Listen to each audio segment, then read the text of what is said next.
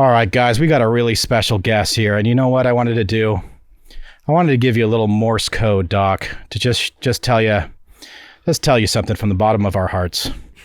Dash dash dot dot dot dot dot dot dot dot dot dash dot dot dot dot dot dot dot dot dot dot dot dash. Oh man, that's cool. You missed me, huh? Oh, how'd you know, dude? What the? You know Morse code? What the? I'm on it. What the hell? This show is sponsored by BetterHelp. Visit BetterHelp.com/SOSVHS today to get 10% off your first month. New customers get $5 off a Mando starter pack with code SOS at shopmando.com.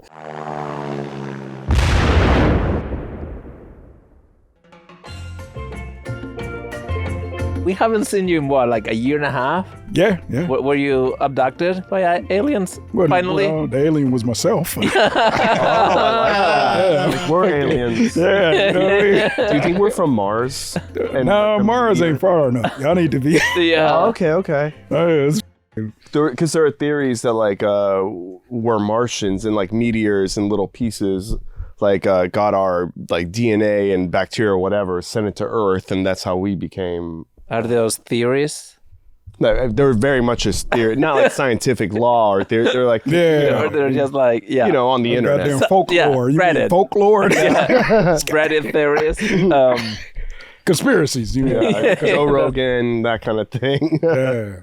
What was funny about that is just the fact that remember on the Bad Friends when we talked about Hayam Eshed, right? Yeah. The space chief and general of Israel. The last time we talked about it. Right. And he said that we had a base built inside Mars. How crazy is Inside Mars? That's what he said. It's and crazy because then you think about it, it's like, wait a minute, if we got a base built inside of Mars, why the did we have a Mars rover? It's like, it's like they playing games with us.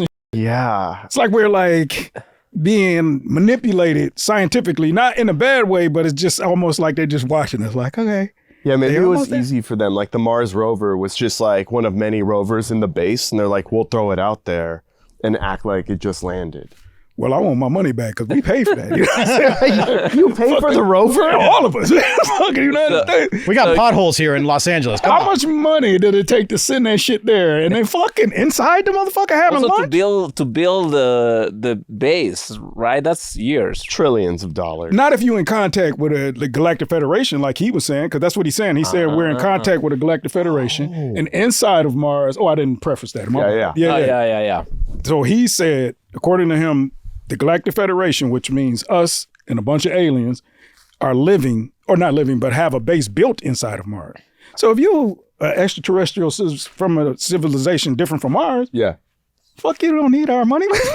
Right. It don't mean nothing. Maybe it was free. Yeah, it's free. Yeah, let's maybe there's no money in the Galactic Federation. It's just like vibes and energy. That's how you know Morse code. I think one of them just touched you and you knew Morse code. Transfer that shit to like the handshake in Interstellar. Yes. Is your current belief that this federation is it's us in the future, like in Interstellar? Is that something that you believe, or is more like no, it's a different? No, I just believe like the universe is highly more intelligent than our bullshit. So we try to come up with these assumptions about it, but the universe is saying, sit your punk asses down and let me do this. Let me do this. Yeah, let me do this. That's it. And I like the idea of the unknown. Hell yeah. Because when holes. Black holes. And like even now, it's like to a point where every time they look up, it's constantly changing in science. And so you're like, wait a minute, you've been teaching this shit in school. If it's wrong when you was doing it and you calling it science because science is supposed to be experimental, right? Yeah. Then you've been basically teaching us religion because it's fucking wrong. It's not real. Like what? Like, for example, Earth is flat. Well, no, the Earth is that's not science right there. That's called dumbass. They really believe it. They really believe it, though. Just checking. I think that even the flat earthers with that, it's like, you're just lazy scientists. That's all the fuck you are. Like, where's your shit at? Yeah. You don't do nothing? You don't have no kite or nothing to send it to? Some kind of galactic kite to send it off? You don't have nothing? Like, goddamn, a kite is the easiest thing you can make. Send something up there to prove your goddamn theories. In that group. But so how come this movie is one of your favorites? Because I'm heavy into science and I'm heavy into religion, right? So not heavy into the point where I'm a physicist or I'm a preacher, but heavy into it to where I like to understand all things, right? Yeah. So religion is one of those things where everybody can say, these books are just these books. Okay, that's fine. But then also it's also scrolls that's either been interpreted the wrong way or may have been interpreted the right way. We just don't know what the hell is going on, right? So when I look at Interstellar, I like the fact that it dives into this whole realm of dreaming and science. Because part of it is, some of it isn't real. Some of it is as kind of manipulated to make the movie go forward. But most of it is pure science. And that shit is brilliant. It's brilliant to me. What's your favorite scene? I like when Cooper falls into the black hole. I kind of at the end. Yeah, at the end. Yeah, that's so cool. Yeah, because then Tesseract. Yeah, the Tesseract. But because when you watch it, you're like, wait a minute, he should be getting stretched and ripped, of course, fucking to just complete information to where he's not non-existent, but all his atoms are scattered across the horizon, across the black hole. It's like, what's going on? But they call it spaghettification. And when they call it spaghettification when you go into a black hole, you get stretched like a exactly. So for me, I was like, what's going on? For diet. Yeah, sounds like it also sounds like something you get at like a gay Italian strip club. Yeah, spaghettification. From Mario over there. All right, sorry, but you were saying. But like I said, I like the and I kind of like Christopher Nolan's idea of implementing love in that. It makes most scientific people or nerds angry about that part because they're like, man, that ain't focus. That shit. But they only listen to, what's her name? Anne Hathaway? Yep. They listen to her in a way she talks about love and then they get upset about the whole thing, right? Yep. But when you think about the idea of Christopher Nolan when he introduced with love, it's like, wait a minute, that's science. Oh yeah, that's my favorite part of the movie. I think about that a lot. There's no way love can exist without neural synapses and past experience and what you gather through the future as time goes on. So it's like this whole thing that's like entwined into space-time, into the fabric of space-time. So you're like, oh, okay. The past, present, and in the beginning, the past, present, and the future, he's like doing all of this in this movie.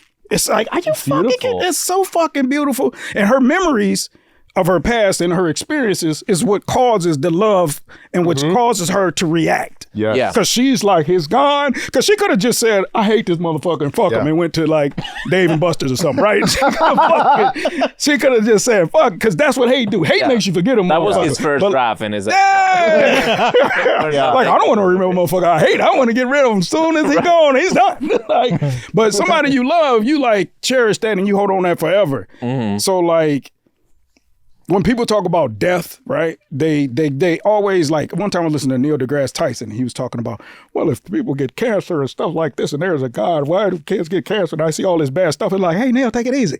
Why do people also have the good things? You just only focus on the negative and all the things that are wrong, but you don't focus on the good things, right? So what is love to you? Is it because to me, I wonder, is love God? Is love a beautiful thing in the universe that threads us all together, and it's like the most true thing in the universe? That's kind of what I got from the movie, because it transcends them going through a black hole. She still feels that love. Like, time is even warped in there, but love is not. It seems to be the only consistent thing in this universe. It is based on so even when you listen to Christian religion, I don't know about everybody else's, so I don't want Muslims hitting me up. Hey, Doc, fuck. You don't fuck Jesus. Allah down. No, we not. We're not doing that. Your God is our God. Is that cool? Like, you know what I mean? Like, nah, you know.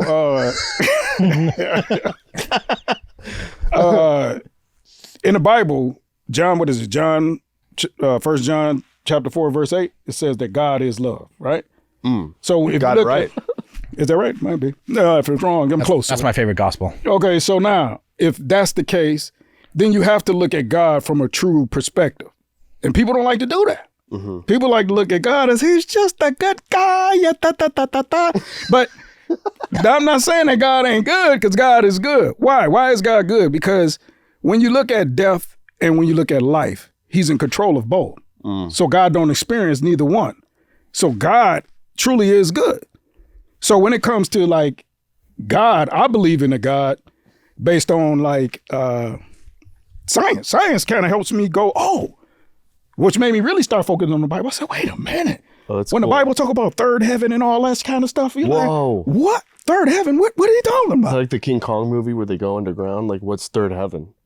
I know it's seventh heaven. King Kong. Which one? The new Godzilla one, where they go into the other universe by the core of the earth. Yeah. But that's a good example, because like you hear of parallel universes and multi-universes and stuff like that, right? Yeah. So then you have to look at it like this. Michio Kaku said this. They said, what is a dimension? To a scientist. He said, well, a dimension is this. When I used to go up to this garden, this Japanese garden in San Francisco, they had this shallow pond with these carp inside of it.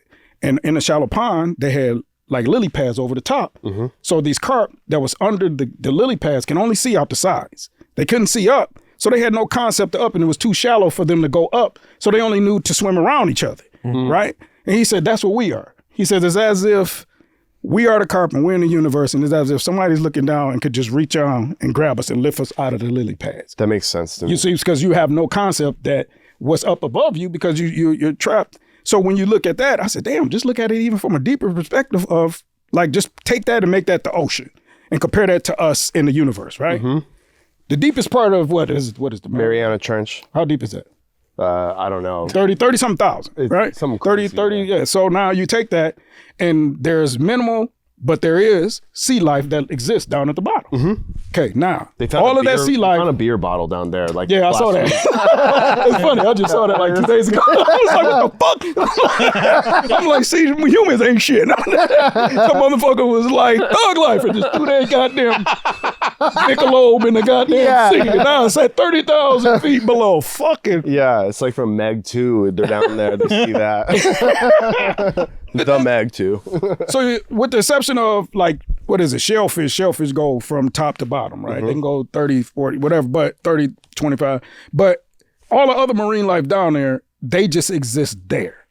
So whale, sharks, seals, they can go past a mile down without suffocating. Yeah. So whale, sharks, and seals and other marine life that can't go that far has no idea that they exist down there, and they have no idea that they exist up there. Yeah. Now, whales and sharks and seals wouldn't know we exist, or especially whales and sharks, if we didn't go in the water. Yeah.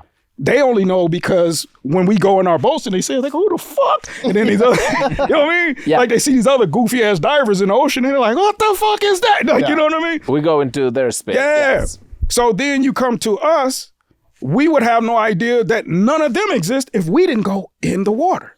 So we only know, or we see a whale breach or something like that, and seals, well, but they both lay in that water, so they don't come. But you understand what I'm saying? Yeah. So now you take that and you take us in the fucking universe.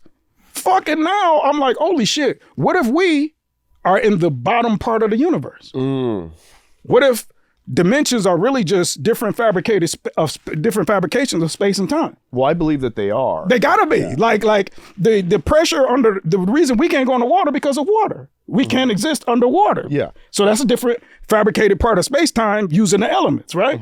But it's also the same thing when it comes to outer space. We can't just go up, you can't go out of outer space and be like, you know what, I'm gonna take my NASA suit and just walk around the goddamn galaxy. No, it don't go like that. So to me, you know what I mean? So when I look at the whole situation, I'm like, wait, what if, I even go deeper in thoughts of like, wait, what if, because now they say what? Dark energy and dark matter occupies 97% of the universe. Right. So that means that energy and that matter is fabricated. Yeah, it's crazy. Something out there is fucking spewing out all this shit. And we're like, who the fuck is? Yeah. What if dark energy and dark matter, and especially dark energy, is just a smoke screen to us? Like we're being blinded by the darkness because of the density of space. Right. But once you able to go further and further and further, it starts getting less and less and less, then you in a whole universe full of goddamn light. Do we get there after death? Can we arrive in the place like that? You know, that's what's interesting about that, because like, okay, so remember what's the prophet Elijah?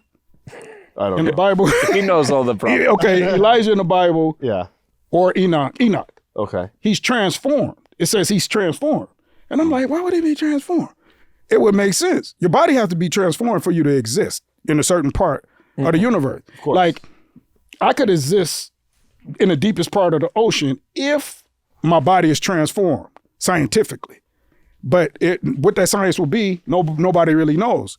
But it doesn't mean that science doesn't exist. Here you go. Because I can't see. Oh, look at y'all. They knew what time it was. There's Pinot. There's one for Andres too, because Carlos That's is how over. science transformed bodies in many things. After a few of these, you can. On this island, we can turn water into wine. Yeah. So the theory, but the movie really, I mean, although it has a little bit of that spiritual element, I think is not playing with the idea of other life other than, I guess, like it's us in the future, right? As we kind of transform ourselves in many years into the future into beings that are like fifth dimensional, right? Like we have the power to. Yes, time is no longer a constraint for the valley future you human. can walk over or something. Yeah. But remember what Murph was saying. Remember what he was talking to Tars. He said, when he asked him who, he said us. So it's not that we transform. It's just that. So that was the significant part about the end. When he is typing the codes, using the books to put in the code through, and then he uses the gravity and uses that to calculate the ticks on the watch and the lines on the floor. He uses all the strings of time, basically. Yeah. And that kind of falls into string theory a little bit, the way he was doing. I was like, oh, that's a little bit like string theory, even though they didn't talk about it. But that's kind of... So you look at that and the things that he's doing, when you see him, he's there, you see the daughter, and then he sees himself. So it doesn't fall into the grandfather paradox. What is it? Yep, that's it. Yeah, the grandfather. It doesn't, because he's not interacting or interfering with himself. He's in another space and fabric of a part of space and the fabric of space-time, which is the black hole. Not interact with it. But he can interact with it. But the problem I see with all of the movies that have time, you know, in any movie that has some sort of time travel in, this movie does it differently, but you still have a paradox. So like, it's not the grandfather paradox, but you have the casual paradox, because the only reason why Cooper goes to NASA in the first place is because he himself in the future told him to go there, right? So if that is one of those paradoxes that he told himself to go, but if he didn't know in the first place, how did he tell him? You know, is only the experience of him going there is what propels him to know that. But, and therefore, like, he can communicate with himself in the future. But without him knowing it's him, though. Right, without knowing it's him, but the knowledge itself is just like... Is it a paradox, though, if he's in the bookcase... Right. And he's teaching his former self how to do it, he's in another dimension. But how did he get into that dimension? Because he was helped by the ghost, right? And the ghost is himself. Is the ghost himself? Yeah, the ghost is him. I thought the ghost is him. So the ghost is him. There's no ghost. The ghost is him. But I know the ghost is him. I thought the handshake. I was like, those are humans. The ghost is Patrick Swayze. But no, in my no, I thought not that ghost. I thought that the people, when they say us, the people who help them, they call them they. Exactly, they're trans or something, but transdimensional. Yeah, transdimensional. But can't that just, in my head, that was just us, but in another entity. Like, we don't have bodies anymore. It's like a soul. That's true. That they look like the future beings are like, they don't. They're not humans the same way we understand. But they're not them. even future beings to me. They're just us after death. They're just us transcendent. That's where my Christian ass took it. This show is sponsored by BetterHelp. I feel like since I moved to the US, all I do is work, and sometimes my battery gets drained. I don't go out, I don't see people. I'm just like a little bit like caught into this like just work, and I feel like not very motivated to do anything. And sometimes when I feel like that, I go to BetterHelp and to get that battery recharge, and it helps a lot. And I can do it from my home. It's very convenient. I talk to a licensed professional. Very nice. If I don't have a connection with that person, I can switch. It's so easy to use. I was just listening to something that said top moments in American history where our happiness level is going down have all been in the past 15 years. And that's why things like BetterHelp are so good for this country and for the world. If you guys, are thinking of starting therapy, just give BetterHelp a try. I think it's so easy. It's entirely online, designed to be very convenient and flexible, and suited to anyone's schedule. Just fill out a brief questionnaire to get matched with a licensed therapist and switch therapists at any time for no additional charge. Find your social sweet spot with BetterHelp. Visit BetterHelp.com/SOSVHS today to get 10% off your first month. That's BetterHelp, HELP.com/SOSVHS. Carlos, what do you like most about deodorant? I love it getting rid of all like the annoying smells. With Mando, you can just reduce your smells to zero. And it's not just a classical deodorant that you put under your armpits. You can use it in your whole body. Any, smelly feet. Oh, I like that. That's cool. They have this thing called the whole body deodorant. Mando is seriously safe to use anywhere on your body. Pits, packages, grundle, and balls. I don't know what grundle is, but I have an idea. Belly buttons, butt cracks, stinky crevices, stomach folds, and feet. Feet. I use it on my feet.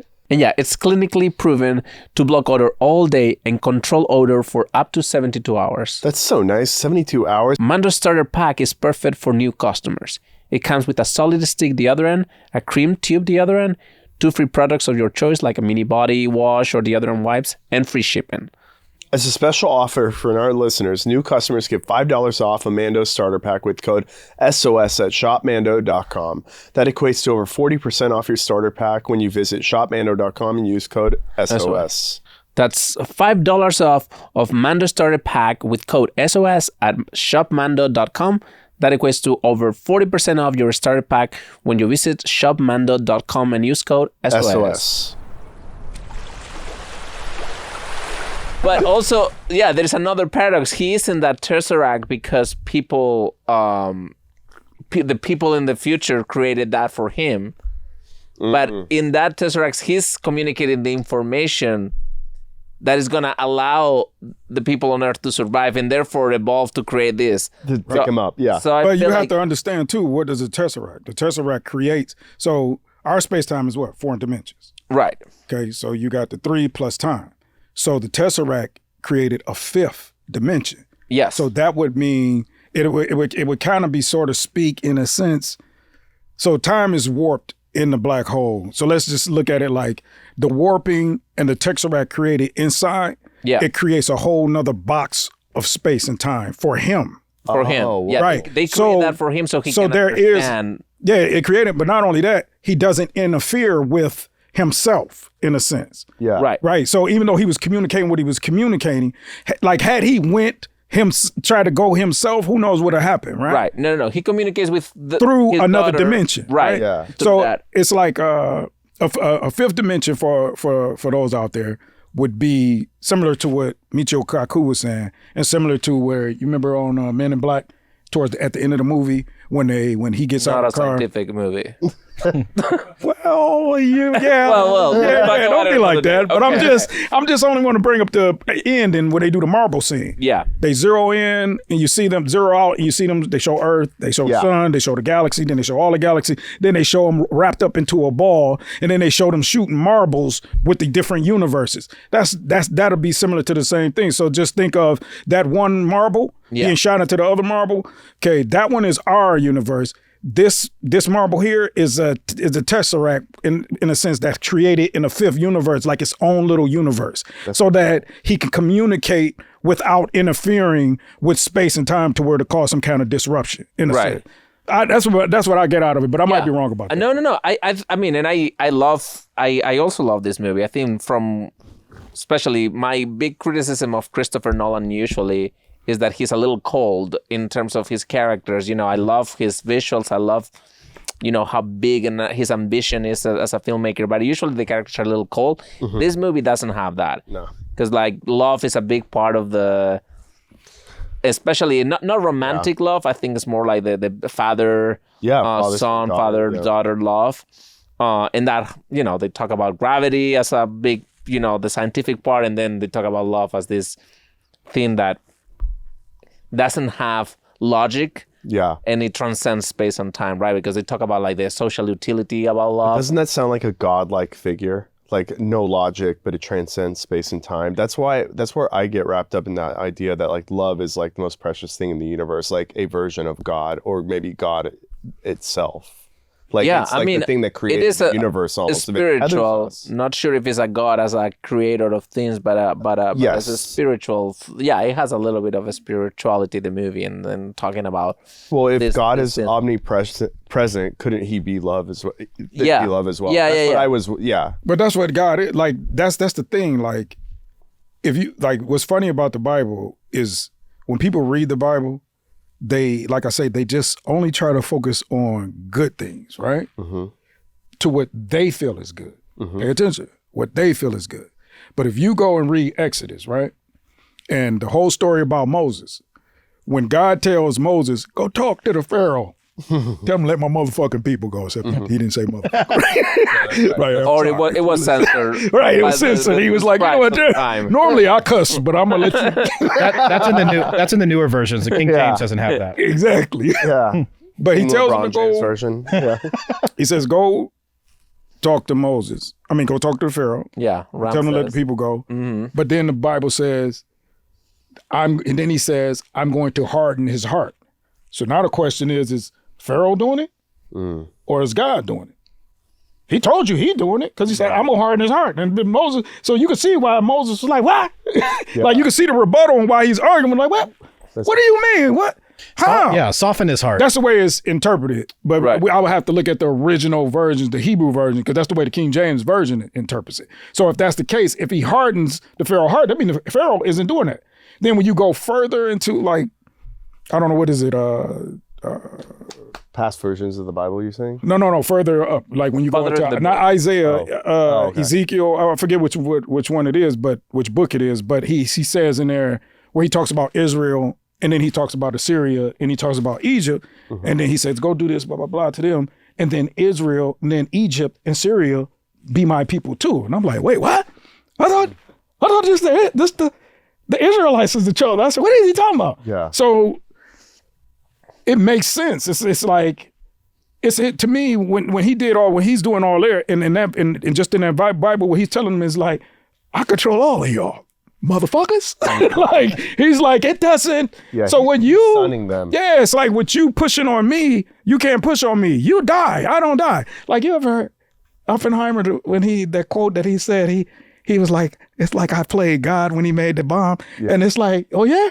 Where the fuck you at, Oppenheimer? You're fucking dead. You're not God. You're dead right now. Shut the fuck up, you nerd. Did the guy go? Did he play God? Or did they grab him by his collar and say, "Get your goofy ass in there and make a goddamn bomb"? Yes, sir. Yeah, that's what they did. I like your version. Yeah, I like that version too because that's Oppenheimer too. Yeah, that's what they should do. Show him getting thrown in the locker. These guys ain't. It's just Oppenheimer's funeral. But you can't, like, you can't, it's like you just can't put God in a box. Right. You have to go, God is both good and evil. Because if he's the creator of all things, what he just created all good and then seen everybody doing evil, like, wait a minute, how did this happen? No, it don't even make sense. So, but there is also the version of like, the Bible and all the other religions where like, isn't it possible that people are trying to interpret and look for answers that they don't have? And therefore, people create metaphors and create, they're trying to explain how the world works. Or the and universe, they create this force, because gods change through history, and before it first is nature and the moon and the sun and all that, and it's thousands of years of that. Then they're more like human-like the Romans and the Greeks. Gods are just a version of a human that is just the better version and the worse version, right? And then all of those traits get into our Christian God too, like the holidays, how the political and social things. So I think there is a version where like it's just us trying to interpret the world, and that's the tools we have at the moment, and trying to put some sort of law into right. Like you have the commandments, and you're trying to put a little bit of order in the world of chaos to just set some rules, like a compass for like morality. You know what happened to me though in regards to that? Yeah, I took psychedelics, but with like reading the Bible. No, I took psychedelics. Did it work? Yeah, I went to a doctor. I took them several times. I had several sessions, not a million sessions, but under my trance. Like I felt like not my trance. I saw you laughing. I laughed too. Thank you. I under like the medicine. So you're under a trance, got it. Yeah, I'm under a trance. I under the medicine though, I felt like I was transcending into another place. That's how I felt, and it made me believe in things that I don't understand, and that I'm more open-minded now. It made me I had gone through several deaths at the time, and it made me at peace about death, because I believe in the I would say I believe in the idea that like after we die we transcend to something. Yes. Like it just made me think something's going on that I don't understand, and I'm excited about it. Speaking of psychedelics, do you think Interstellar is our 2001: A Space Odyssey? Smoke a little weed, take some psychedelics, go see Interstellar kind of thing. Like what 2001 Space Odyssey was for the 60s. I don't think so either. I think that the 60s had its own rhythm, and definitely even the poster was trippy. You're right, but the 60s has the imagery of the moon landing and the science of the time and the psychedelics and the Wait, he's not talking about Space Odyssey 2000. 2001 comic movie. No. Oh, 2001: A Space Odyssey. Oh, my bad. My bad. I'm over here like, well, no. No. Not a Space Jam. Okay. But I think then Star Wars has the 70s. Yeah. And I think this one is pretty much a today movie. I don't think it's you get high and go see this movie and you'll get. You can smoke marijuana, just not. But it's already LSD. complex enough. There is a lot of exposition. Yeah. There's a lot of talking about the science. They wanted to get the science right. They Yeah, work with scientists and astrophysics throughout the whole thing. Then obviously, like you said, there's stuff that is like, it is a movie, so you have to move the plot along. But that's a movie you can't get high off of, and just even Phantom was going on. Right. You can create your own fantasy world. Yeah. But the science is so deep and to a point where, like, when they're on the Miller planet, for every tick, that was an hour that went by. Every hour is 7 years. Yeah. And every hour is 7 years. Yeah. And it was like, what the fuck? Like how you wouldn't know that if you didn't look that up on YouTube, or I bought the Science of Interstellar. Yeah, they got a couple astrophysicists working for them. Fuck? Like, but YouTube works too. But I think like the idea of gravity, right? Like they got one of the biggest experts on gravity, because they are telling that gravity is one of the few, I guess, I don't know what to call gravity. Forces that transcends time, right? That gravity, and therefore it changes time, and the gravity in those planets is so big, or like close to that. You can suck the time in and make it slow. Stretch the time and all of that stuff. So I mean, to me, that part is fascinating in terms of just. Oh yeah, it's like on YouTube. Experience. Just those clips are on YouTube with millions and millions of hits because people are so obsessed with it. I was going to say though, Doc, what would you have done on the spaceship if you were stuck there? Because looking at the makeup of this group, you are stuck there for 27 years. You're the guy that got stuck there. Yeah. Racist motherfucker. I know. I was like, I was like, am I Cooper? Then I knew. If I was 27 years up there. What's the name of that character? Godly. Romilly? unnamed Something like that. spaceman. Yeah. Unbelievable. I should know. All I know is Cooper and Ed. These are the white ones. All the people in the hood like, damn, Doc, you didn't let us do. Hey, man, my bad, Playboy. But it's true that he has a complete different reaction to Matt Damon's Dr. Mann's character, right? Like one gets himself to sleep. This guy is just working there, and so he spends his life alone. Yeah, he's a good guy. A guy with Man, since I'm always by myself, I probably would have been like him, just keeping myself occupied with what I promised, and that was to for 'cause 27 gravity is- years. Yeah, it's such an intriguing and such a hard thing to understand. He probably got tired and angry sometimes, beat off a little bit, and then went back to sleep. Yeah. Fucking like, oh, I gotta let one off. I can't even fucking. Starts floating. Yeah, like goddamn, where the cup at? And he like fucking trying to fucking There's catch. not enough Pinot Noir in that. That's the only For thing. 27 Pinot Noir would have years. went dry. Yeah. Day 2. 27 years, God, and You'd be 26 that's years like sober. being in solitary in jail. Yeah. in Japan or something. I mean, it's also that it's just surrounded by No dark- bookcase. They ain't have any like, but they do have. But he did have communication back with the station because they could send messages. He could send messages. That's right. So what could have happened is, let's just say hypothetically, they send them different movies and stuff. Hey, guess what? Will Smith Black, Black 2 is out. Yeah. You know, they like Bad just, Boys for Life. yeah. You're like, fuck. the moment the Cooper and Dr. Brand come and see him age, that's It's shocking. when they are, because until this point everything is theory, right? Like it's like, yeah, we know that time works different, but now they see it for the first time, and I think Thank you. there is a lot of like I'm sorry's in this movie. I think that the characters keep saying I'm sorry all the time. It's like, I'm sorry I can't save you. I'm sorry I cannot do it. I'm sorry. It feels like there's a lot of regret in the film also. So I do feel like there is a little message there with like also environmentally, right? The movie like it's talking about a world that is in flames. Well, Yeah. The it's, plagues Like are the eating Yankees look like everything. a little league team now. That's crazy. I was like, Jesus. well, it zeroes in on the fact that, and this is the problem. And like when we was talking about on Bad Friends, when we was having that whole discussion and argument about intelligence and all that, and it zero in on that. It zero in on the fact that your intelligence compared to the universe and space-time and whatever's created this is 0.0000.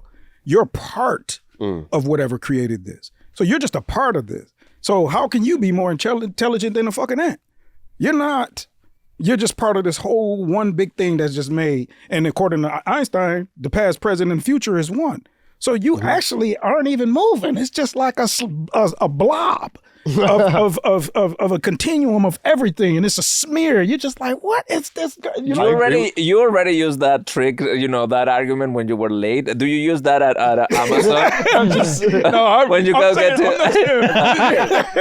like Time is a blob. Einstein is, time is relative. Right. My thing is when I look at just intelligence itself, I just look at space-time itself is the pure intelligence. Everything else is a component. So I agree with that because I've thought about this for a while. When I don't see myself as different from the soul inside my dog. Right. Like I look at his eyes and I see an animal who doesn't pass the mirror. That says a lot about you. That we already know. But it says, I act like a dog. No, yeah. It's kind of like what we do with AI or computers, right? Mm-hmm. We just call these things, we say, it's so intelligent what the computer can do, and you can just fucking and pull a plug on it. And it's like, is it intelligent? No, it ain't doing shit. It's like, that's how I look at us. It's like, no, you are made in a position like Einstein. You got Newton, you got Faraday, you got Einstein. You know Faraday is, right? Yep. So you got Faraday in between them, and he is like the bridge between those two, right? And their position in a point in space and time. Einstein could have been Newton, and Newton could have been Einstein's place because space-time arranged it that way. So it's like something's arranging. So when we get to a point that what we think is, this guy is so intelligent, is space-time going, no. I'm revealing you new information through him. I'm doing this. Right. So space-time is the ultimate intelligence. So when I look at people, I just go, okay, that's cool. So now, there are no accidents, there's no random, it's all part of like a more structured plan. a structure, that's according to Einstein because he was a determinist, and according to when you look at the universe and what it is, like even with quantum, the thing about quantum, what makes it confusing, it's not quantum, it's the scientists. They don't know what the fuck they doing. So what they do is they just go, you know what? Non-locality, we don't fucking know. Like, how is it communicating? Well, if you look at what Einstein says, right? Everything is connected. So if I took a particle here in this point in space and time, and I took a particle over here in this point in space time, and I hit it, and they both react at the exact same time, but opposite of one another. So it's almost like as if there's a breakage and something is like bringing them together. It's like a pop. Quantum entanglement. Yeah. Quantum entanglement. Right. So quantum entanglement. So through quantum entanglement, that makes sense based on Einstein's theory of relativity of a continuum. That's why they screw up Quantumania. I feel like, you know. Ant-Man 2? Yeah. They just didn't get this right. Did you see that, Doc? I was thinking about Ant-Man too. When you were saying quantum. I don't think they got any of this right. Yeah. Well, it's Marvel, so. It ain't like Kip Thorne and Neil and them was in there writing like, yeah, did we? They just, and I know they use some science to a degree, but it's for the sake of the movie. And the same thing with Interstellar. It's not all true, you know, but it's to and I think even Marvel, it inspires kids to want to be scientists. Yeah, I mean, they have good... Man, right. Some of these young kids, like I had a young guy at the job, he spent so many articles and sent them to me on my phone, and I'll be reading about the brain and implants and all this different science, and he wrote this whole thing about, hey, I got a quantum... So he wrote to me how this little comic that not a comic, but like a sci-fi movie that he wrote. And he's like, yeah, my vehicle is going to do this. It's going to ride off of ions and gravitational waves and blah, blah, blah. And so I went and I showed him the documents from the Pentagon about the gravitational generator and all that. Yeah. And then he's seen it and he's like, fuck, I got to read through this. He was like, man, what's the point of me even? I said, no, I said, that's the greatness about scientists. Once you see something that's already in the process or been done, you build on top of that. Exactly. So I love Interstellar. It's so good, dude. Man, But do you think while you were watching Interstellar, it was kind of like confirming everything that you believe about space, or did you learn more things through watching the movie? No, because that's the greatest thing about, like, for me, about believing in God and science. Because it's preposterous for you to, like, say there is no creator, because they don't look at God as being a scientist, and they're like, what? What do you think all of this? This is pure science. So a creator can do all of this. That's possible. Now, whether we understand that or not, we're not supposed to. So I try never to get mad at scientists, because I feel like that's God's way of showing us, wait, I have a spiritual side, but I got this side over here. So y'all need to understand this too, to understand me completely. Like, you need scientists. Like, when I look, I get happy. Like, I'll be like, this is what's new? And every time they get more and more confused, like with the JWT, you know, finding the new galaxies in the... Oh, yeah. Now it's like, wait a minute, how are they at 2 billion years of the beginning of time and they not supposed to exist? It's like, yeah, that's God going, yeah, I got more coming. UFO time, and it's like, fuck it, let's get it. It's a great time we embarking upon, and but people should be excited about it. Of course. That's why I follow everything from the science. Y'all know me with the UFO. I'll be sitting there like, right. Well, so there was did you see the one like in Brazil or something? It was like a video last week. It like went right by him. It was a UFO video. Like, what's the latest on the UFOs? That's old, actually. Were you talking about the one that went by the plane? Yeah. That's old. That's like a year or two ago. Yeah. Oh, I just saw it the other day on Instagram. Yeah, but they actually I'm a loser, verified it as being real, supposedly. Really? Right. But we don't need that. The government then did that. Our government to us. Yeah. The problem is with UFOs and extraterrestrials, is for some reason, the whole world, and especially the United States, they like to put extraterrestrials in a category of Santa Claus or even Jesus. It's like, okay, I give you Jesus, but you can't put Santa Claus and extraterrestrials. That's just, you know what I'm saying? Yeah, it's they make it like a fake. They don't bring presents. Yeah, it's like, this isn't, you're talking about somebody that's way more highly intelligent as far as advanced in space. Not more intelligent than us as a species, because they think and create just like us. It's just they're more advanced. Maybe they've been around longer, or space-time equipped them with the mind to where we started off with a goddamn boring fucking crashing planes, and they might have started off building UFOs from the beginning. Yeah. Because that's the way the space and time orchestrated their bodies and their brains. I understand that. So it's a whole nother level of thought when it comes to what are extraterrestrials and what exactly are UFOs. So they could just be like a civilization like us, kind of new, but UFOs are just it's like easy for them to travel.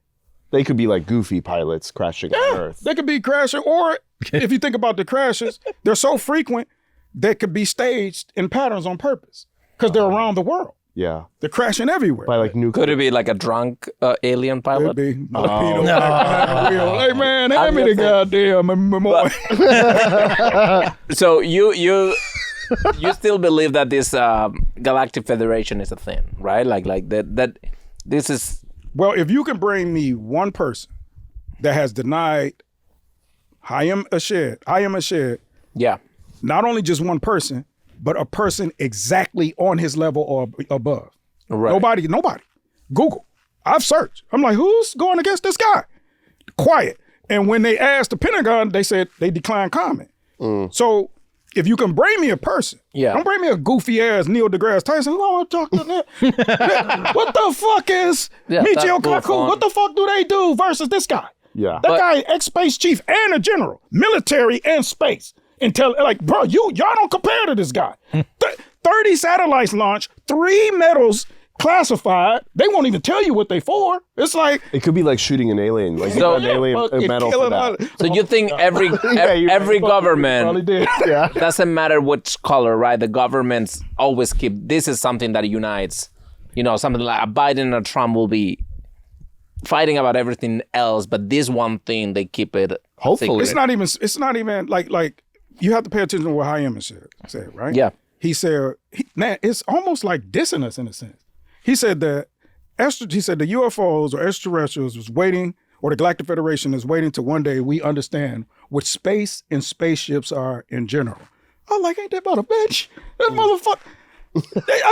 Fuck y'all, motherfucker. Like, that's a diss. That's like, you bitches don't know. Yeah, god damn. They just know. They're dissing us. Yeah, it's like, and then he said that when Trump wanted to reveal the Galactic Federation, said no.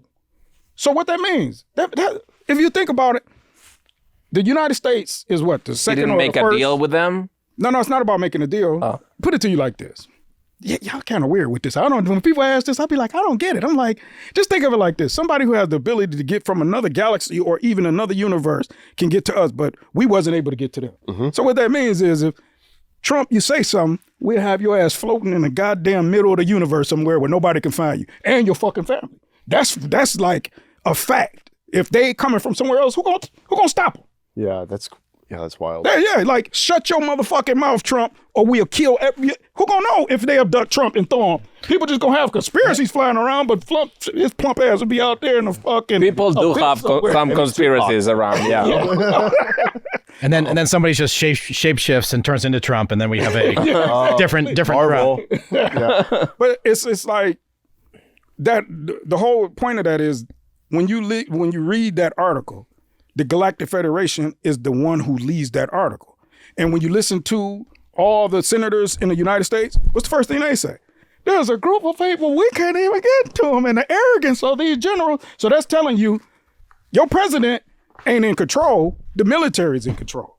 Okay. Why? Because if I'm an extraterrestrial myself, I'm just thinking of me, and I come here and I see your leaders is in and out. They separate in parties. I'm like, who the fuck? But then I see the consistency of these guys who go bombing and fighting for this country. Who's the leaders over here? That's who I'm gonna talk to, because they the ones who grab Oppenheimer by the fucking collar. Get your goofy ass in here and make a bomb. They're the ones you're gonna talk to. You're gonna talk to militaries worldwide. So the conspiracy or the thing that's being said is that the crashes that staged around the world is their way of contacting all the militaries, getting all of them involved and going through only those leaders and shutting down everybody else. That makes sense. That means they're in control and they come and they reveal themselves when they fucking ready. There's nothing yet, like everybody's talking. I'm like, oh no, y'all don't, this is bigger than what this. So do you think we're gonna see that ourselves? Is this in our lifetime? I want it to be, because I want to see what they look like. We're ready. Yeah. Wouldn't you want to see what they look like? Yes. Man, listen, if they look like anything of the ones described in the past on hieroglyphs, we got a goddamn problem. we in the middle of something. I'm like, because even like, think about what's some of the species that they claim that come here. There's the lizard, the tall lizard whites. people. Tall whites. There's like the praying mantis kind of type, grays. Praying mantis. Okay, so that's 5, right? Mm-hmm. So ask yourself this. If they come in here, they all know us, but as a collective society in the world, we don't know none of them. So we in the middle of something. Whatever that is, who knows? You got the black aliens that, remember we talked about that from Africa. We talked about it? Yeah, that in Africa. Yeah. They also been in Chile and a couple other places. So it's like There's black aliens, like in like Wakanda style. Like, That's cool. I don't know how to take that. I thought that's what you meant. They were from Africa. Well, they visited Africa, but they also, from my understanding, they went in a couple other countries too. I see. So, but document-wise, the only thing that's so far documented in front of people is the Africa event, the Zimbabwe, the Rua aerial school event. Wow. Do you think if Christopher Nolan have talked to you before making Interstellar, they could have included a little extra things? Because I feel like, looking at your perspective, I mean, the movie is just one thing of many other possibilities, right? Like they don't talk about other life forms other than this idea of like us in the future. There's no, I mean, the world is in peril, and we live kind of like the beginning of the movie. There's only corn. The people really don't study anymore science. They kind of like actually reviewed like a lot of the scientific experiments of the past. The world is on fire. NASA is just working in secret because they think like, people won't understand that they're putting so much resources into something that is going to lead nowhere. And then, so there's no help from this. There's no help from anyone else. The only thing that the movie has a little bit of a mystery is that someone or something or whatever have put that black hole Not the black hole. next. No. Well, the wormhole. The wormhole. Sorry, the wormhole next to Saturn around 10 years before the events of the movie start. But that's supposed to be us. And then that's supposed to be us. Right. Well, first of all, the movie made in 2014. Right. So I didn't get involved into learning about UFOs until the military released the videos. And they released the first ones in December of 2017. I saw the second set that came out in 2018. From that point, I started going, whoa. Because I don't fuck around. I don't know about y'all, but I don't care what the police got to say. I don't care about what nobody else got to say. But when the military say something, I go, what the fuck? No, we don't do that. Like, I don't want to hear no president. Because the president don't go out there. And the only reason we have a president is because of the power of the military. So when the military come forward, you sit up and you listen. You don't listen to some goddamn nerd talking about some particles and that's impossible. Sit your bitch ass up and get in the locker. Come here for a minute. Let me listen to these pilots. That's what I'm doing. I don't want to hear this shit from, he don't have no experience in it. So how is he going to talk about that? But also in this movie, there's no military. And there's nobody eating corn on the cob. I said, it's only corn. I said, they at the dinner table. You never see nobody like, no. Like if, there are some corn cubs in the table, but yeah, nobody's like, God damn, this is the best. I think there was cornbread. I was looking too. I think I saw some corn. There's still candy, right, with corn. They still drink like beer bread, too, but there's supposed to be no wheat. No, but I want to see somebody on there just like fucking it up with butter on their shit. Yeah. Probably a little bit of fucking. It's like, I can't take it anymore. Yeah. We got to find a new earth. I can't take this corn. Yeah. Oh, no Mexicans in Interstellar, so no tahini. Yeah, no. Exactly. They're gone. Yeah, the Mexicans are gone. The blood. Man, that's another thing. It's crazy. It's so dusty and dirty. They need Mexicans more than ever in this world. Yeah.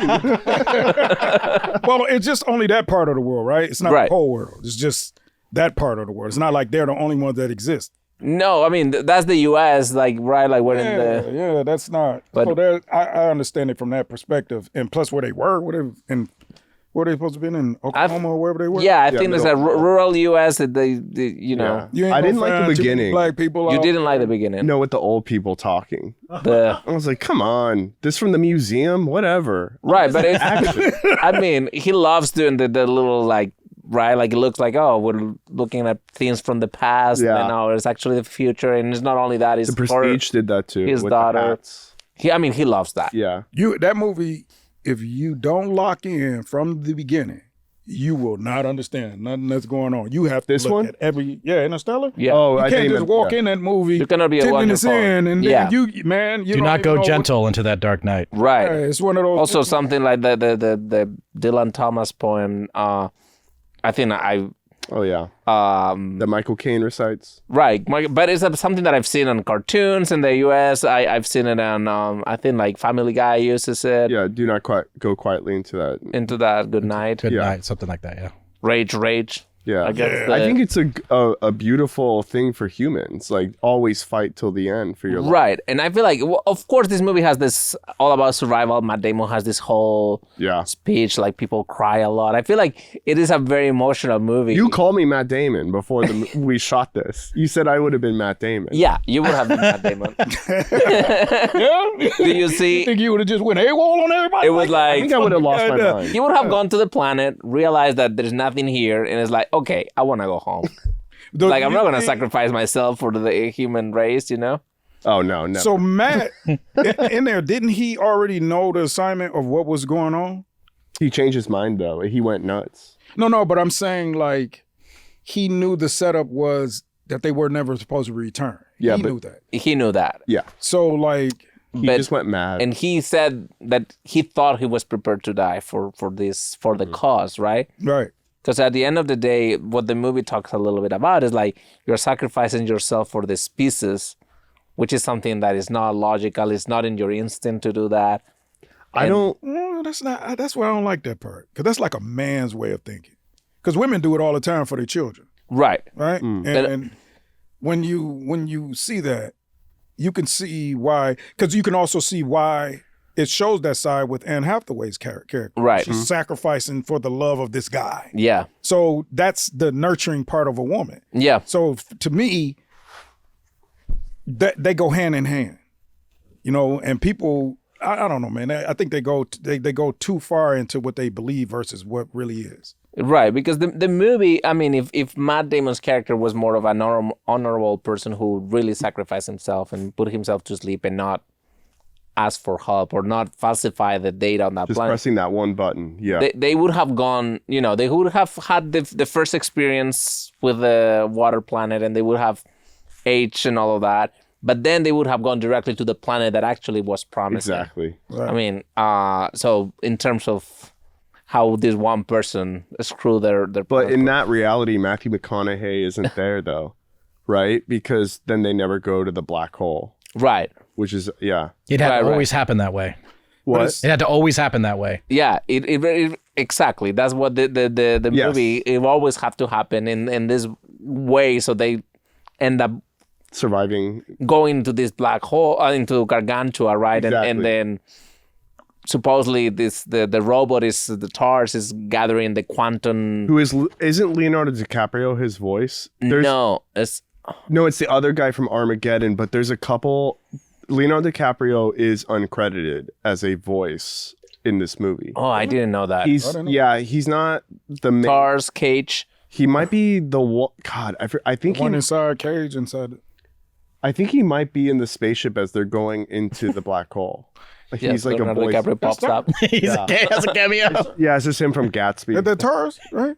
Yeah, is That was TARS. I need to figure it out. Yeah, I don't know if that's. It's on IMDb. That's why I always. Okay. Yeah, I'll look that up. That's kind of interesting. I mean, yeah. So I feel like, I don't know. It's a very interesting movie. And when we get to that ending, I think a lot of people got really mad with the idea of love and idea of that ending being what it is. Because that's crazy. It's so beautiful. At the end of the day, the only thing that saves the world is the love between this dad. But isn't that what Because they really only- would save the world? But Right. but they looking at more particles and just energy. Yeah. So everything is involving energy. all the intellectual part. Right. Yeah. So for them, But you're love a is in the spiritual energy. person who mixes it with science. but and that's- but for me, love is love is what energy is, because I see. like if you see a person that's being loving, you can the energy of that person is different from a person that come in and be like, I hate you. You can feel the anger. So there's an energy of synapses and everything just firing off rapidly. You can see the rapid fire of somebody's neurological patterns when they come to you and they're angry. You can see it. You can feel a vibration. You're like, God, I work in that environment every day. Yeah. So so like love is energy and hate is energy in that form. Right. But what people get caught up into is like you said, it's more of the spiritual side of it. When you go into the consciousness, the consciousness of the universe, or you go into deeper and as far as God, that's when people are like, come on, man, keep it. But once again, people only know what they know. So if you choose to, let's just say this. Let's say God is real. Let's just say that. It doesn't matter what you or me or any of us believe or don't believe, because God is real. So whether we believe it or not, if God is real, if God is like gravity, it doesn't matter if you believe or not. The force will work. So the issue is you have too many people going extreme with their beliefs. You know, you got the radical Muslims and the radical Christians and whoever else, whatever their religion is, they go extreme, and that extreme is going strictly off of belief versus what they really know. So I would say that people just need to just tone it down a little bit, take it easy, and take one day at a time. And just let this shit, let it just unfold. Let it play. Let it play. Like AA, one day at a time. What if God is not real? So because it'll be the same thing. If God is not real, it doesn't matter if you believe or not. To me, that's a horrible thought. You know why? Because it's like, who's in control then? Right. Then why do I, like, you hear all these people, how come you can't just be a good person to be a good person? What do you mean? You know, the only reason you know about good, like you think the cavemen were like, we're just good. No, you learn goodness after time and societal structures, and mostly goodness comes from moralities of these so-called spiritual religions through all. You go from the Aztecs to the people in Africa. There's all of these spiritual gurus in Hindu. It's all derived from this concept of, wait a minute, there's a good thing and then there's this bad thing. Yeah. So you get it from somebody, but do you think like when people are born, are like they usually say babies are good? They're not racist. They're not right. They don't have any. Well, they just are. I believe there's no good or bad. There's just they are. They're just like, you know what I mean? Like, but no, I actually believe the opposite. I believe that people are really terrible, and it's just the structure that that's why we have laws, and if not, it would be rampage. You can see kids interact with each other and see, oh no, people are the instinctual thing of being on top is there. But I don't think you think that is. Why do I think that babies are born because of lack of information?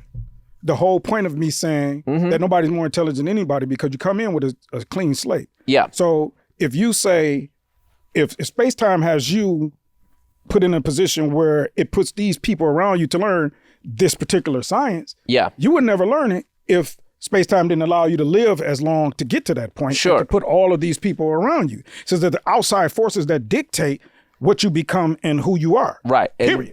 If God didn't exist, these outside forces would be random, right? Random, but and that's what they say.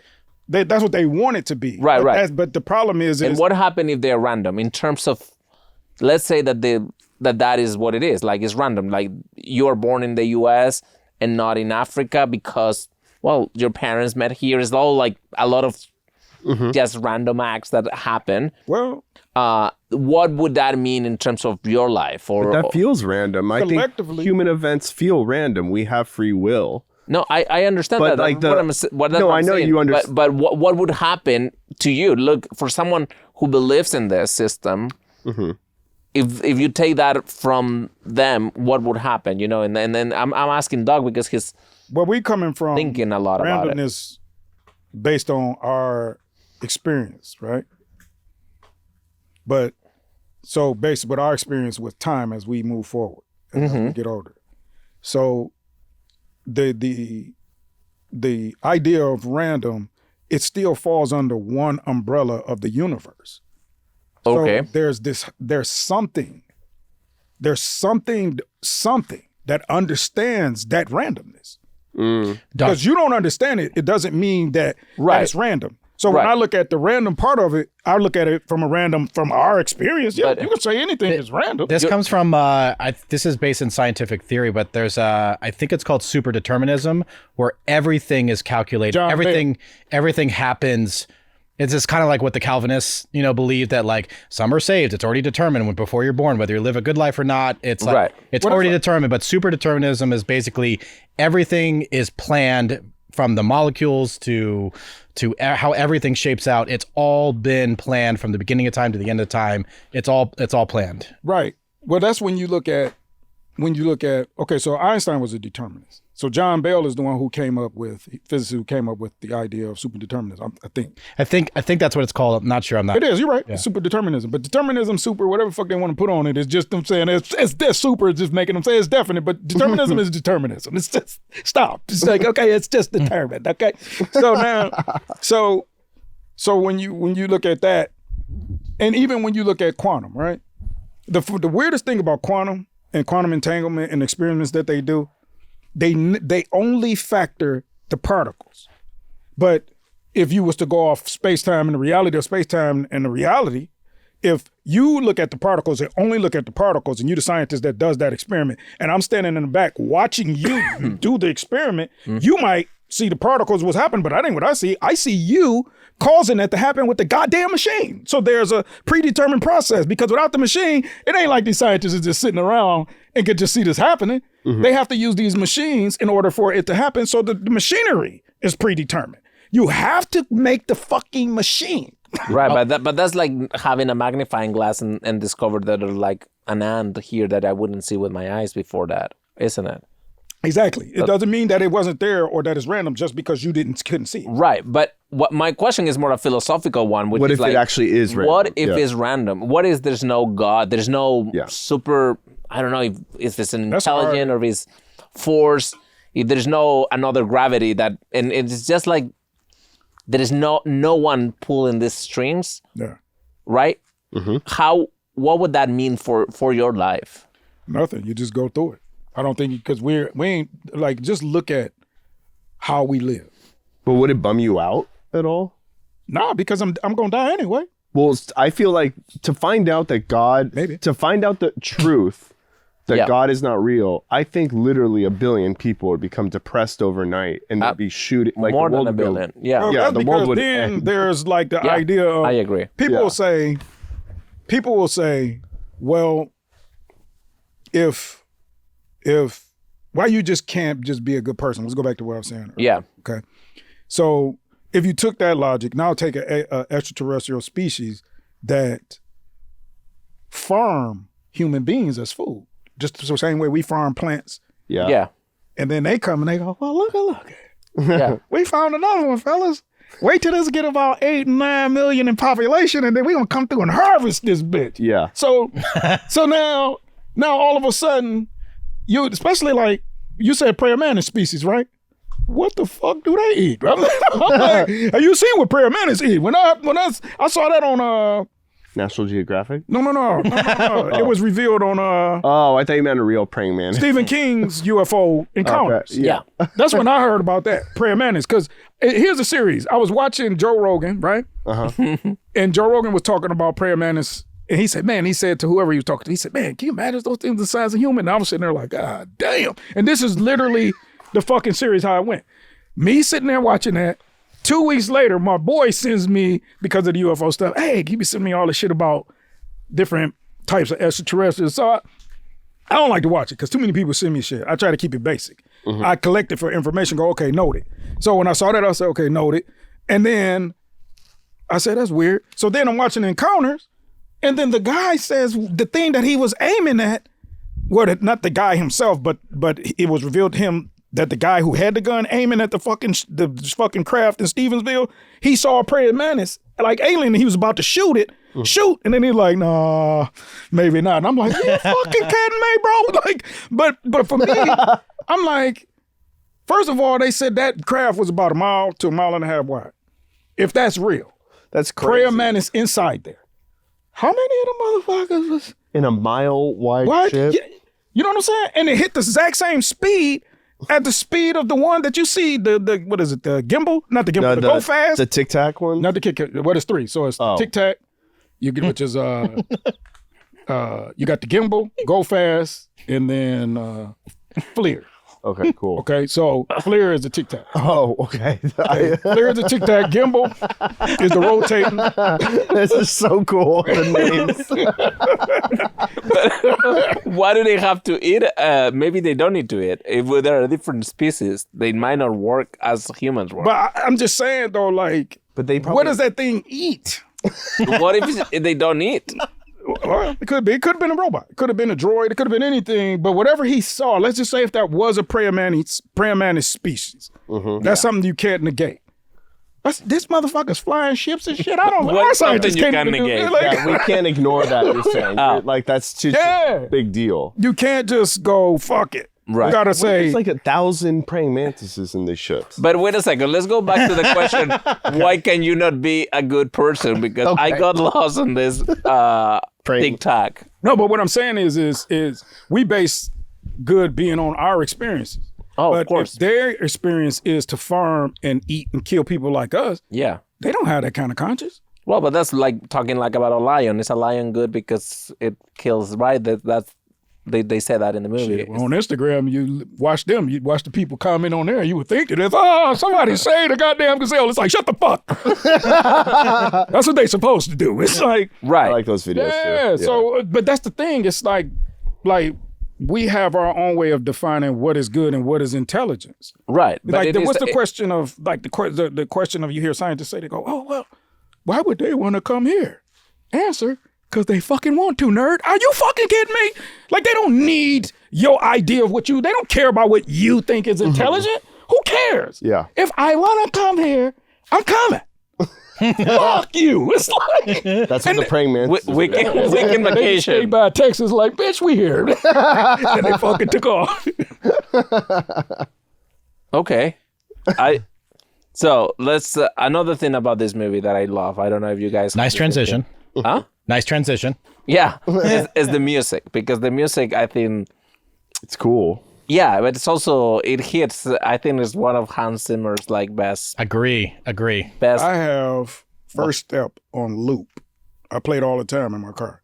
That's the I play that all the time. With the You're always organ. thinking a spaceship on Yeah, dog. Like, sick. because when you, like, this is what I'm saying about science. I should It's get like, beeping noises for my car. if you really, like, do this, play that song and just think of protons, neutrons, electrons, and then think of the theory of relativity and quantum. All things being made out of these particles, just what matter on this planet. With that When you're itself, driving, you erase road rage.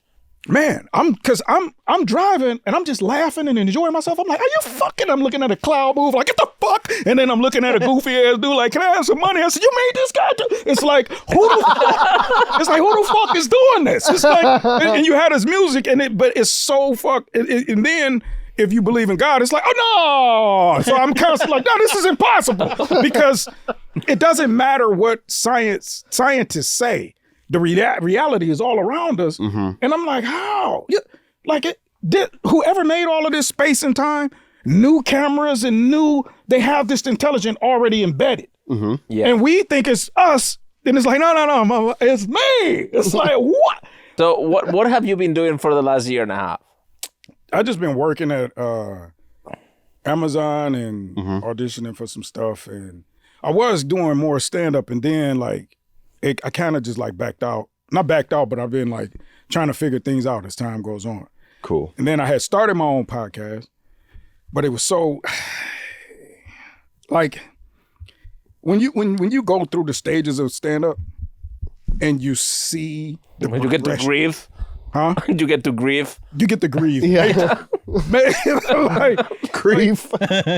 like, but when you see the true progression of what stand-up is and what you can become by seeing other people, you can get lost in it. And for me, I don't necessarily get lost, but I got to a point where I was like, I understood the mechanism of progression. And I've progressed as far as in my knowledge of stand-up, my joy of stand-up, my ability to create in stand-up. But the only thing I'd never progressed in on my own is my own stand-up energy to where wherever I go, or I'm just at home, people just constantly calling, Doc, come do this show and we got a book headlining. Like they gave me a headlining gig at the Brea Improv. Nice. They haven't gave me nothing else since. That was over a year and a half ago. See, so like there's this thing that happens that's outside of Hollywood's control. That's outside of my control, out of anybody's control. Space-time. Space-time. Mm-hmm. That's exactly. The booker for Brea. Yeah. Spacetime. It's like these moments line up. Like Sam Kinison said, when the stars line up, boom, nothing. It's like these moments line up, and then you just. So when that's not happening, you find yourself in my position where I'm like, I gotta sit back and step back and not stop doing stand-up, but just look and see which direction I need to go. And for me, I pray a lot. So I just pray. That's cool, man. And I just keep it, because I can't control none of it. Yeah. That's a very like mature and positive attitude a lot of people grow resentment, and you're taking a step back and seeing what's next for you. I think that's really cool. That's how you don't suck dick in Hollywood. You know what I mean? Like, yeah. Like if you don't have that desperate energy, like I gotta make it, you'll be right there like, okay, Weinstein, go. And then what the hardest thing is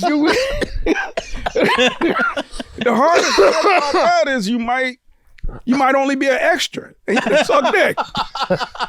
And you done had nothing in your mouth. Sorry, I know you're a Christian. No. No, but you understand what I'm saying? It's like so many people are desperate.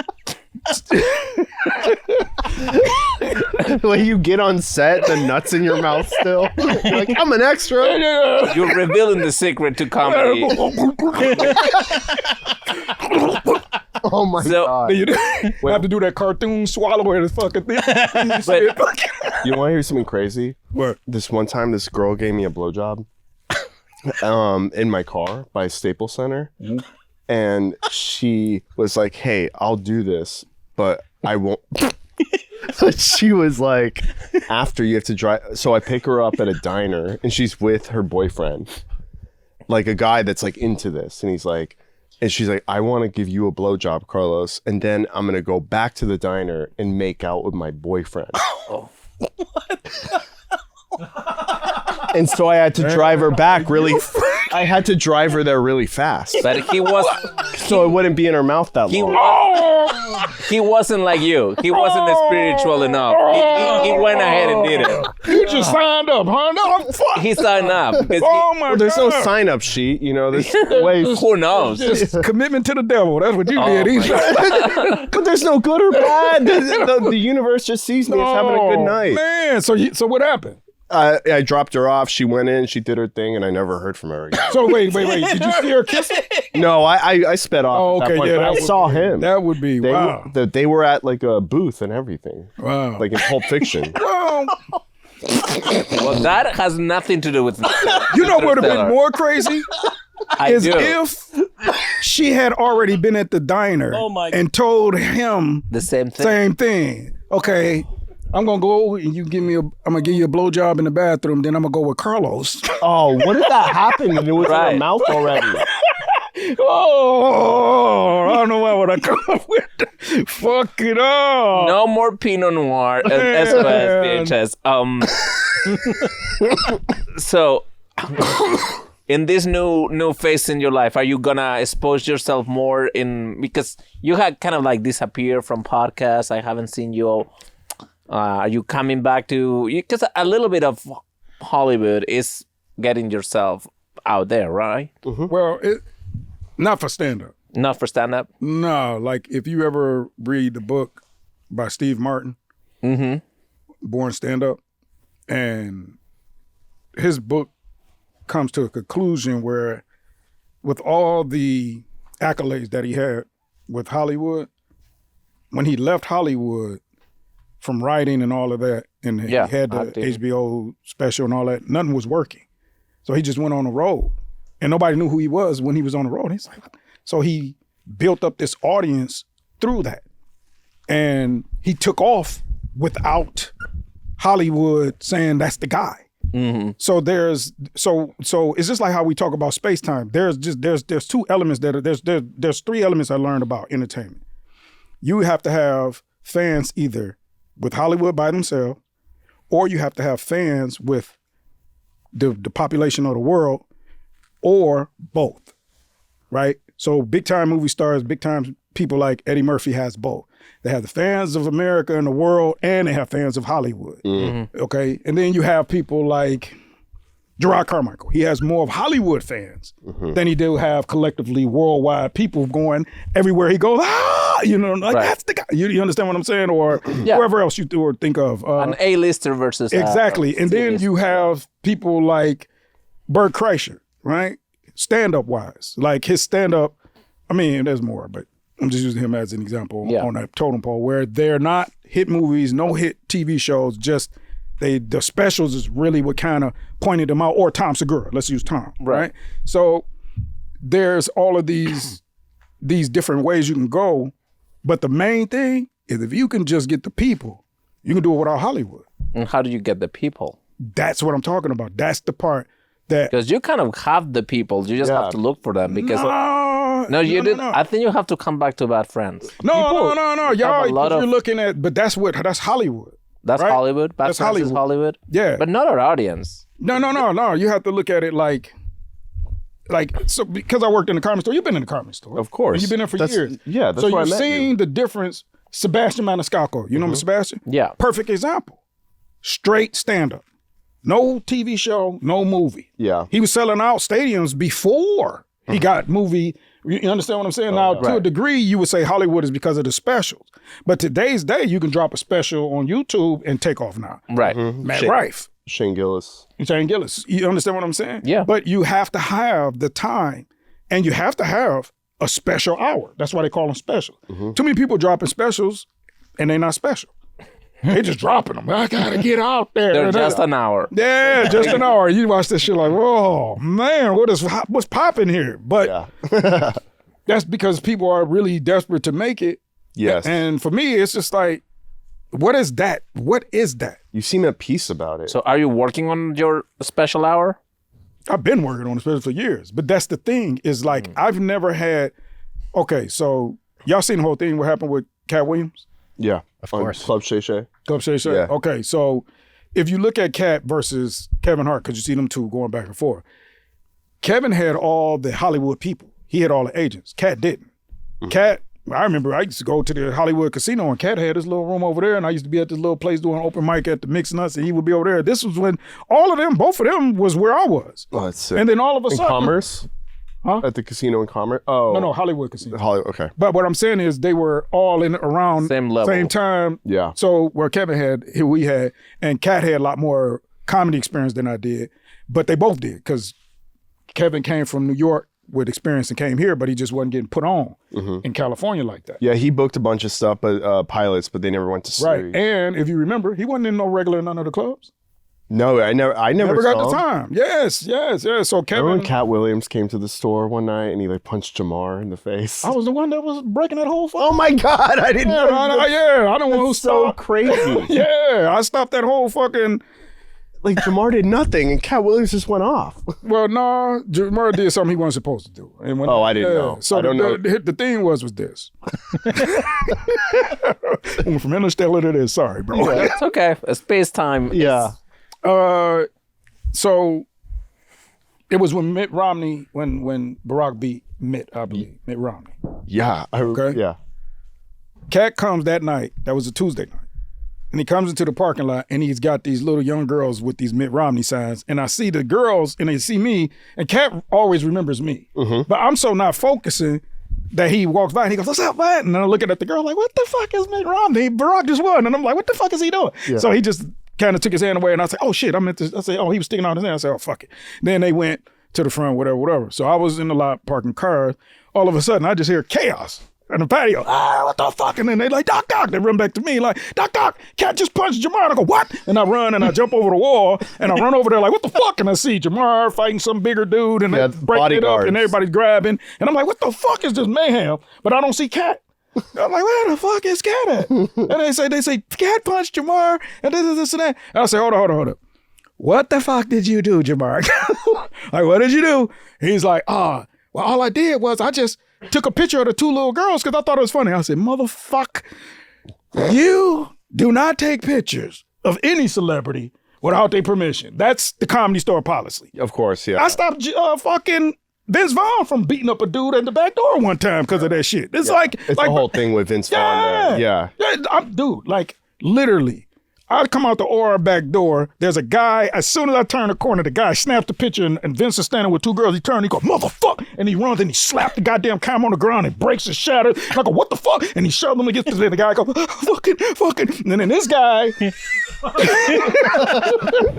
and I'm like, what the fuck is going on here? I said, what? And then he's like, I told you not to take no goddamn picture. He's like, no, you didn't. He goes, what the fuck did I say? And I grabbed Vince by the stomach because he's 6'5". Of course, I put my hand on his stomach like, easy, big fella. That's like, I got it, Vince. Just let me. And then he say, okay. And then he walks away, and I go, what the fuck? I said, man, what is you doing? He said, man, I didn't. I said, man, never ever take any pictures in this club of any celebrity. I said, they come here because they want to just relax and enjoy themselves, and this place is known for protecting them. I said, so you did this, and now you're about to get your ass kicked. I said, so fucking get the fuck out of here. Don't ever do this shit again. I broke that rule because you weren't in the lot. I took a picture of Kim Kardashian's Rolls Royce, but not her. Would you have gotten mad at me about that? No. Okay. No. The celebrity themselves, yeah. The celebrity themselves, okay, don't fucking take no. That's a Comedy Store rule, and any of the Hollywood clubs do not take a picture if they don't.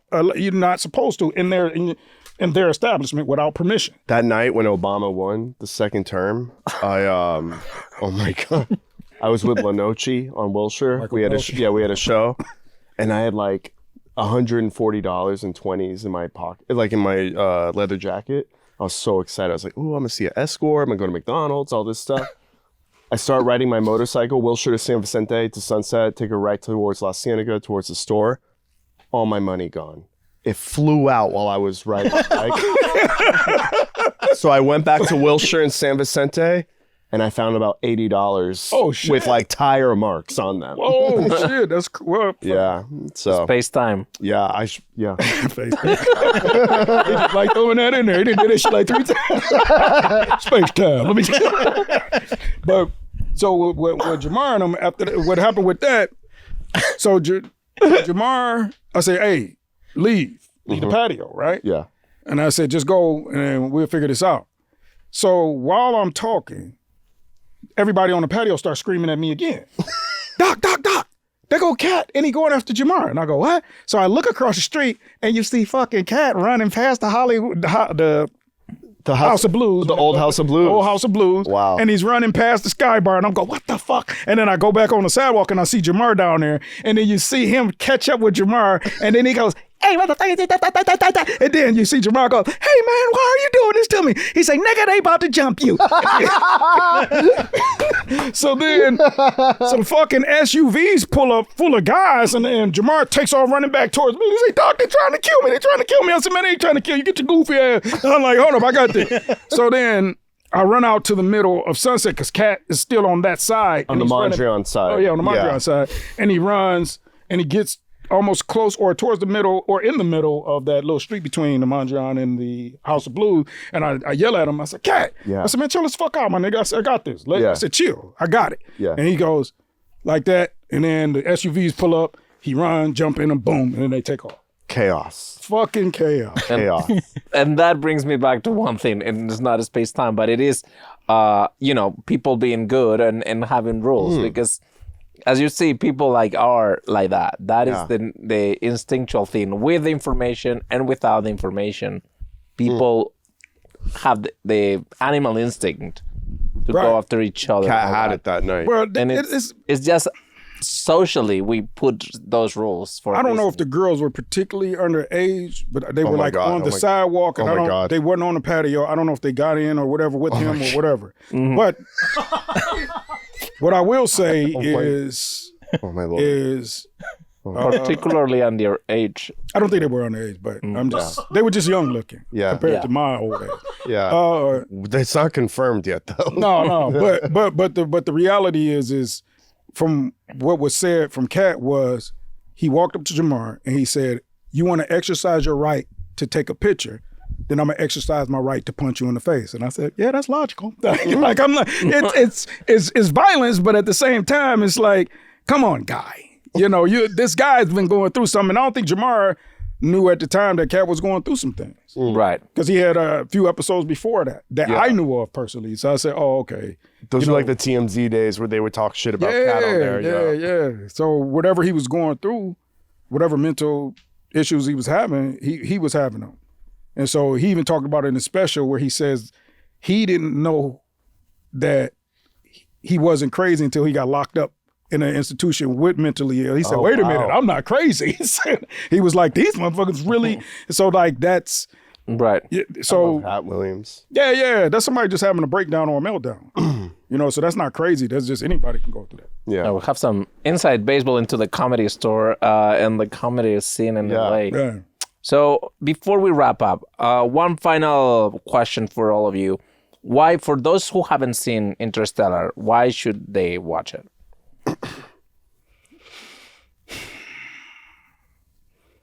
Just to,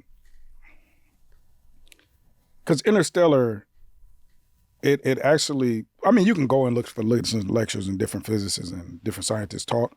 You're going to learn science, real science, you need to just go and learn it. But it's also an inspiration to